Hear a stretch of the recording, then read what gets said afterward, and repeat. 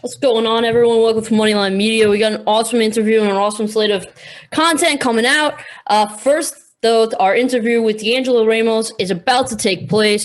He is a free safety out of Virginia. Spent time with James Madison University, where he's the number 2 all-time with 1,259 career punting return yards, returned 5 punts for touchdowns. He's an absolute stud. He's in the 2021 NFL draft, and we cannot wait to have him on.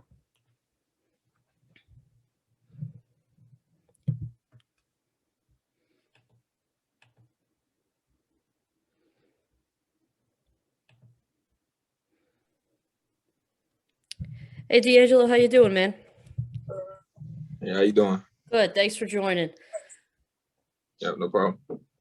So before we start talking about your awesome career at James Madison, your change to Virginia this year, let's go back to the start. When did you first pick up the football?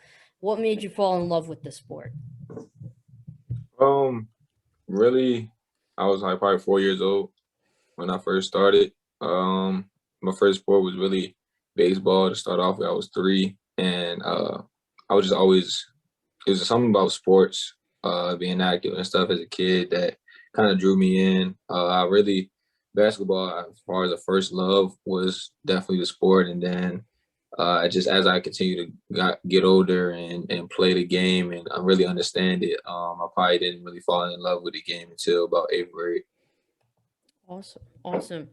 So let's go to your high school career then. High school guy, what was your high school career like? High school was all over the place.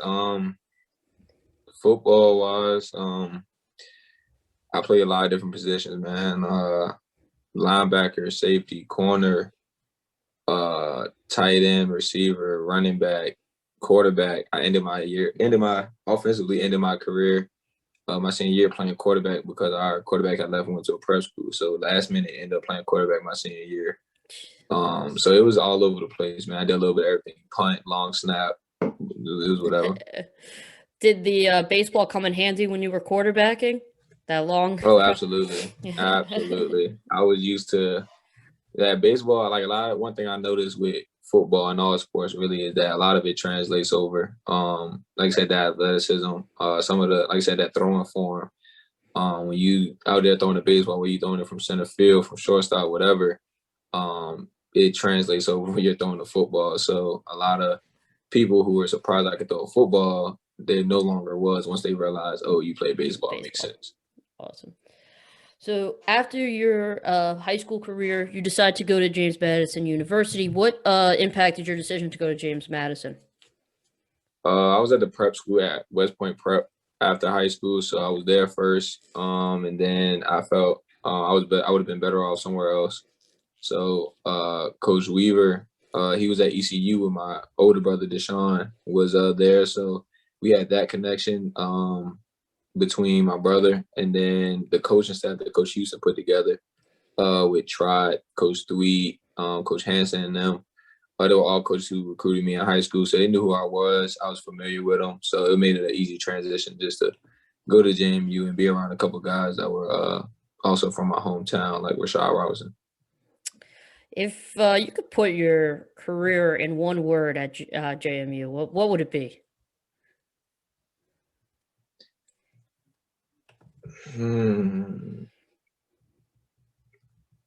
Let's say successful. That would be my one word. A lot of success.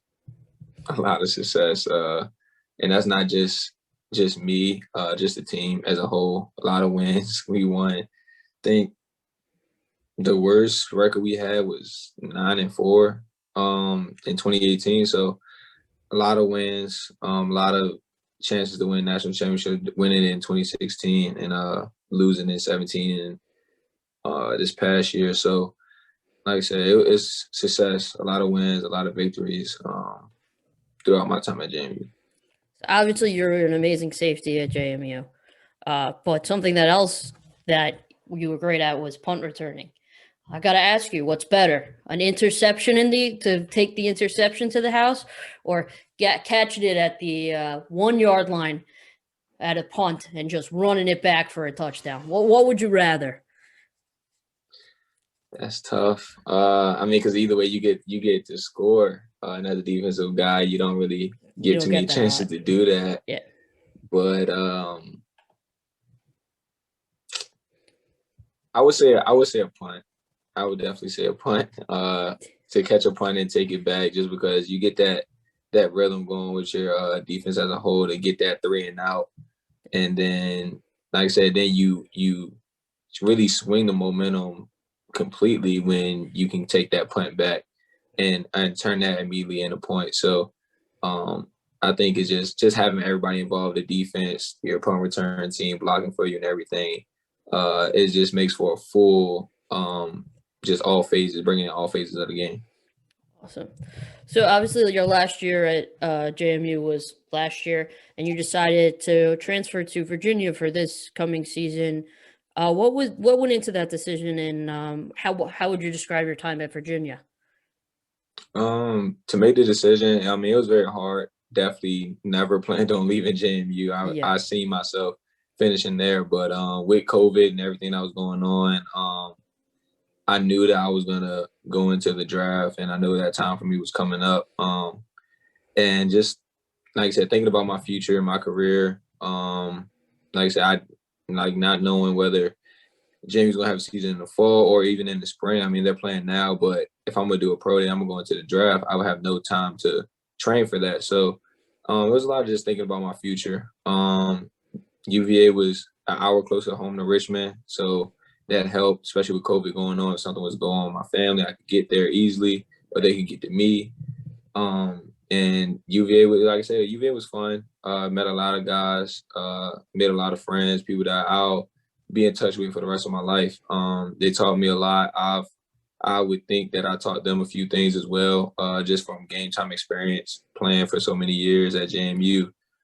But it was a great experience and learning from Coach Howe, Coach Mendenhall, they how things are run at UVA, which wasn't that much different from JMU, just because of the standard of winning.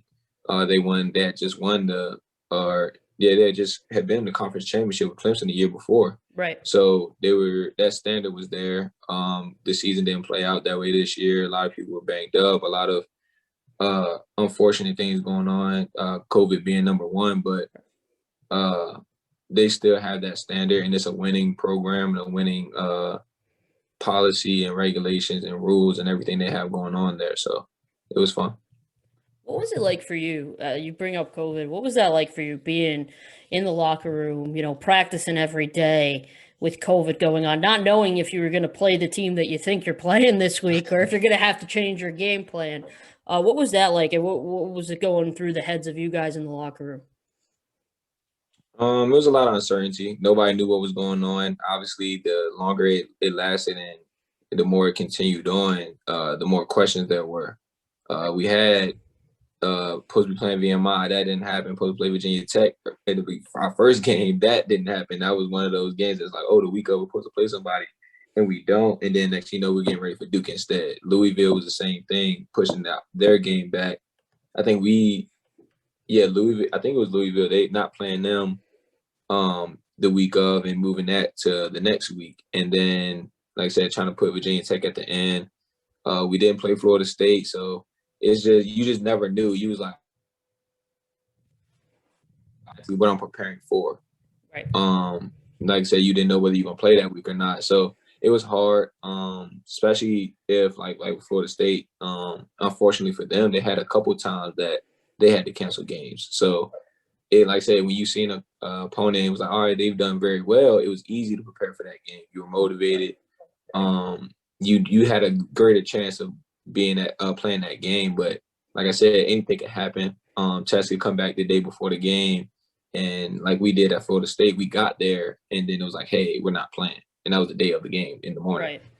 So it was a lot mentally to deal with, but we were, like I said, you just become part of the team. Y'all just have fun within each other, stay in our little bubble. Right. And you get through it, like I said, as a team. It brings you a little bit closer. And you just find a way. Awesome. So this was your first year in the ACC. ACC was stacked this year. I mean, did you notice? And I'm not saying JMU doesn't have that level of competition, but the Right. FCS and FBS, there's guys in the ACC that have that opportunity to go pro, maybe more than JMU guys due to national publicity and stuff. Did you notice a Right. difference in the level of play, or not really? It was all kind of the same.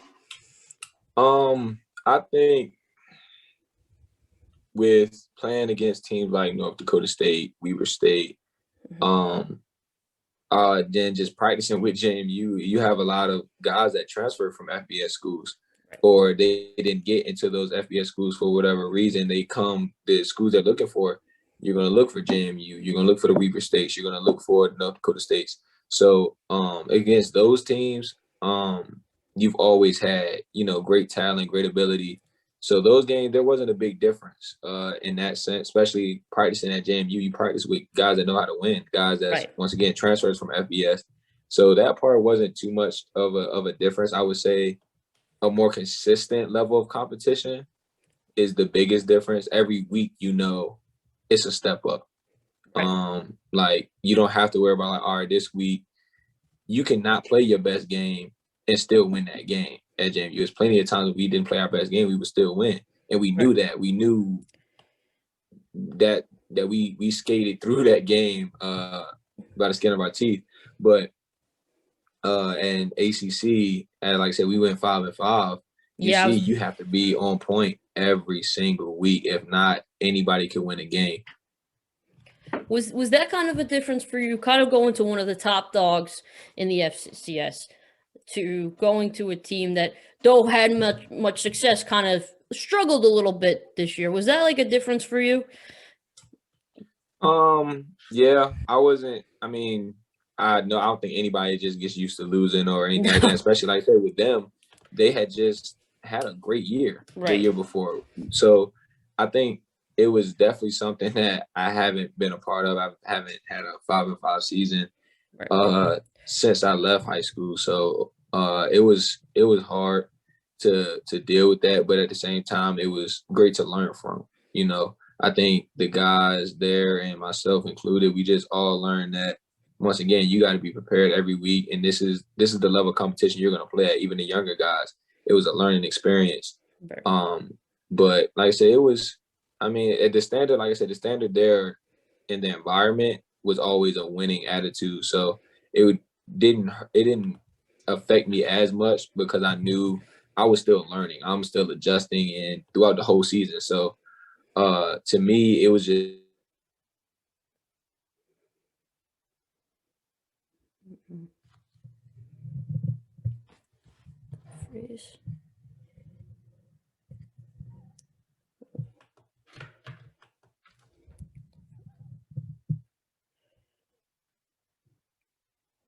All right, we're back. Man, crazy. All right. Yeah. So another thing that I noticed about Virginia's schedule is your 5 losses are to teams that were in the top 25 at least once, with 3 of those being teams that I believe were in the top 10 at one point. So that's crazy. So you decide to declare for the draft. What went into your decision declaring for the 2021 draft? Just my time, age, being one of the older guys. Like I said, going to the prep school first. Like I said, that adds an extra year. So just thinking about the age I would be going to if I stayed another year. What would I be proving by staying another year as well? If I was staying, I just would have stayed at JMU if I knew I was going to do that. So playing at JMU, it's like, what else am I going to prove? I'm expected to dominate that, whether it's as a punt returner, as a safety, because I've done it for 2 consecutive years. So it's like doing it for a 3rd year. What is that going to do? UVA was more the same thing. Just the age was to prove that I could play in the ACC. Like coming out of FCS, you always get that knock that, oh, it was FCS. It's easier like a competition. Stigma. It's ridiculous. Definitely. So to me, I was just like, well, let me answer that and go to UVA and then going to a Power 5. I knew I would have to go to a Power 5. So just thinking about going to the draft, I was like, all right, I went to a Power 5. I didn't go Group of 5 or anything like that. I went to the top of the top. I went to the ACC. And my stats as a safety, which is the only thing I really had to prove, I think the punt return and stuff proved itself. So being as a safety, being a dominant safety, I had to, basically replicate or be consistent with my production. And when I looked at the stats and stuff, I'm like, yeah. Yep. I was pretty consistent. A lot of the numbers are pretty close, if not spot on. So I was like, hey, at that point, what else? Like I said, if I come back to the ACC and come back to UVA, what else are you going to prove? Once again, you've proven that no matter where you are, you're going to be productive. You're going to make plays. So I even then coming in starting 5 games. So I felt like it was just my time. I've been waiting on it for a while. I've been prepared for it. And I just think it was just part of the plan to just continue on. So the team that gets you, what should they expect of you? High energy, leadership, durability, one of the biggest things I know teams look for, and I've never missed a game in college. So just know that you're going to get somebody that people rely on consistently. Like I said, and that's whether you're leading by example or what I've tried to do is become more of a vocal leader in these past couple of years. So you get natural leadership, somebody who's a workhorse, ready to do whatever it is needed to be done, whether it's long snap, return punts, block for the punt return. I've done that as well too. So I'm not one of those guys that feel like I have to play my position. I have to do this. This is what I want to do. Whatever helps the teams win. So just getting a team guy, somebody's going to build up the locker room, have fun, bring a lot of energy every day. But like I said, somebody just simply makes plays. Awesome. All right, so we play this game at Moneyline Media, and it's called Steady Fire. We play with all of our guests, and of course, you're no exception. They're just fun questions. So I'll start with, what is your favorite home-cooked meal? I would say mac and cheese. If my G mama making it, definitely her. Definitely that mac and cheese is different. Awesome. If you lost every game, so I'll do it separately. So if you lost every game that you ever played at James Madison, but you beat one team every year you played them, and you didn't just beat them, you crushed them, what team would you want that to be? North Dakota State.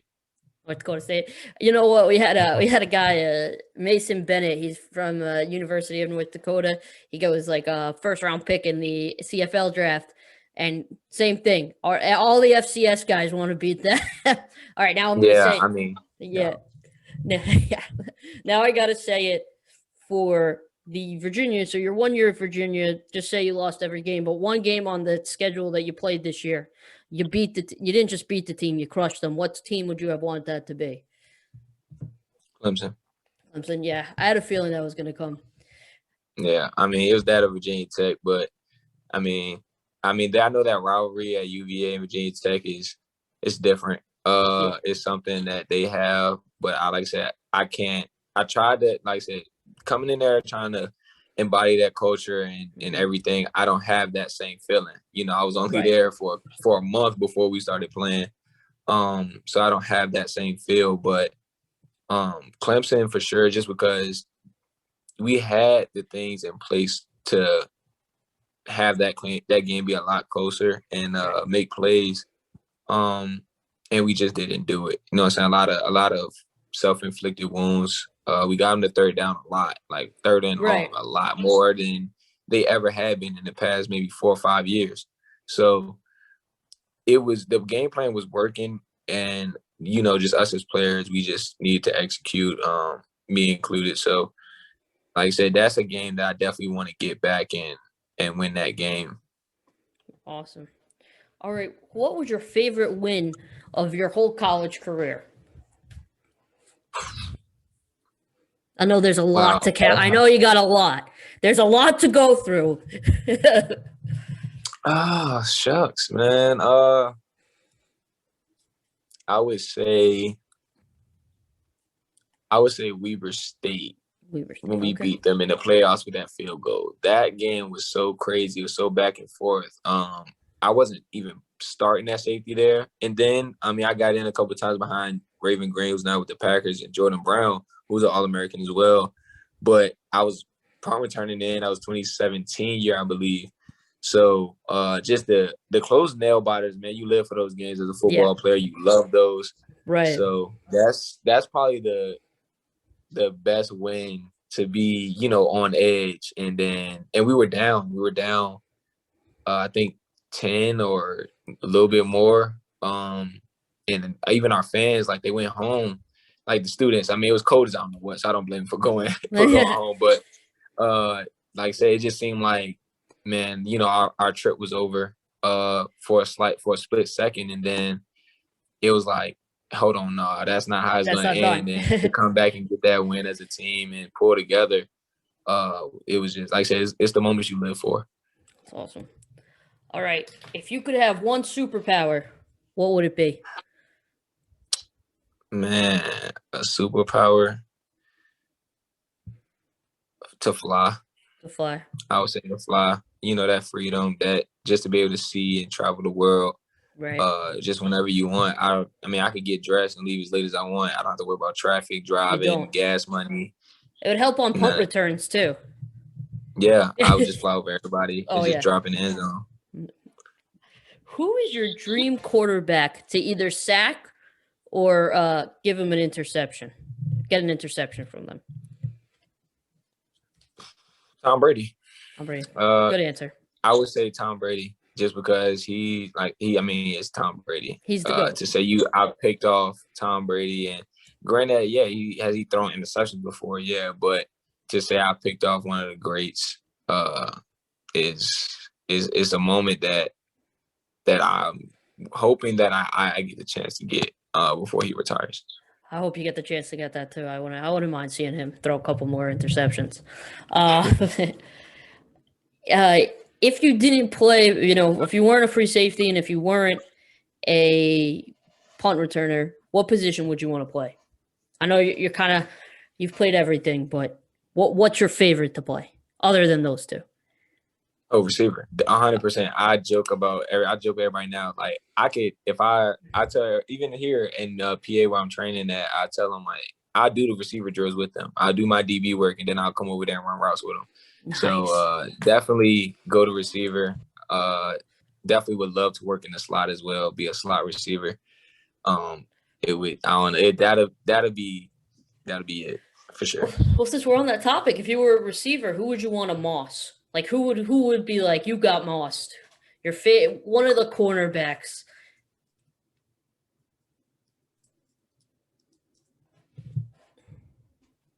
Oh no. Sorry, you froze for a second, D'Angelo. Can we just get that? Oh, my fault. No. I mean, if it was, I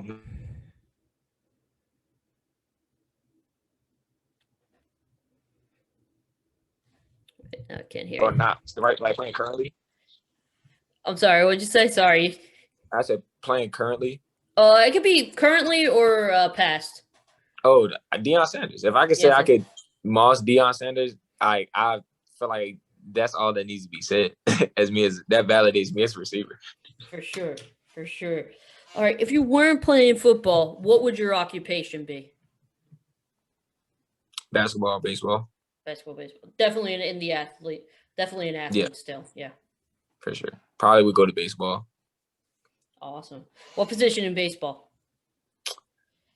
Probably. I mean, knowing how I play safety now, I'll probably be in the outfield somewhere. Yep. The specific place, would you want to be center field, right field, left field, or it doesn't matter? It doesn't matter. Doesn't matter. Just awesome. Put me back there. Awesome. All right. If I put you on a desert island, what is one movie you would have to bring with you? All About the Benjamins. Okay. I like that. That's a good motto in life too. That's my movie. That's my number one. So yeah, definitely all about the Benjamins. Awesome. So we talked about what the team gets when they draft you. What do the fans get for the team that drafts you? Just like I said, just a guy that's willing to be a part of the community, not just somebody that's coming in and playing and in that celebrity role. That's not really. I don't really like that spotlight in that sense. I mean, I love playing the game that and being successful comes with a little bit of that, but I'm not there for that. I'm there to, provide them with some wins. Like I say, you get a guy that's family oriented, that's involved, that wants to be involved, loves giving back, and loves, improving and motivating the younger generation. So Awesome. D'Angelo, thanks so much for coming on, man. I had a blast. I'll be rooting for you on the draft and everything going forward. We can't wait to have you back on, man. Thank you so much for coming. all right, no problem, man. Appreciate it. Have a good one. All right, you too. Awesome. That was D'Angelo Amos out of Virginia and JMU. He's a stud. At our draft party, we will be rooting for him. As you know, we'll be live streaming the 2nd through 7th round, and we cannot wait. Best of luck to D'Angelo, and we'll be waiting for him. All right, we will be back with more. So stay tuned.